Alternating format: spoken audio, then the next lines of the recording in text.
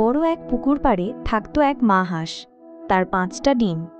প্রতিদিন সে ডিমগুলোর ওপর বসে থাকত, গুনগুন করে গান গাইত, স্বপ্ন দেখত ছোট ছোট ছানারা পানিতে সাঁতার কাটছে।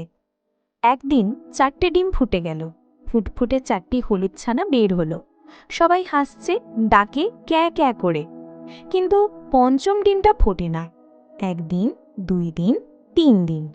সব ভাই বোন খেলছে, সাঁতার কাটছে, আর মা হাঁস ডিমটার দিকে চেয়ে বসে থাকে। এক রাতে মা হাঁস কাঁদতে কাঁদতে বলল, তুই বুঝি আমার কণ্ঠ শুনছিস না ছোট্ট ডিমটা? সেই রাতেই ঝড় এলো। আকাশ কালো, বাতাস ঝড়ের মতো, বৃষ্টি শুরু হলো। মা হাঁস তার 4 ছানাকে ডেকে বলল, তোমরা গাছের নিচে যাও, আমি থাকি আমার ডিমটার সঙ্গে। ঝড়ের মধ্যে একা মা হাঁস ডিমটা বুকে চেপে বসে থাকলো পুরো রাত।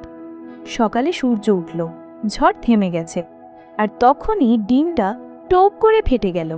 একটা ছোট্ট ধূসর ছানা চোখ মেলে তাকালো।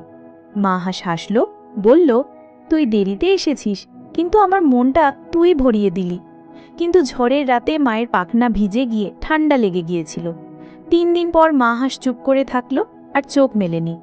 তখন 5টা ছানা মিলে প্রতিদিন একে অপরকে আগলে রাখে, আর মা হাঁসের গাওয়া গানের সুরে ঘুমিয়ে পড়ে।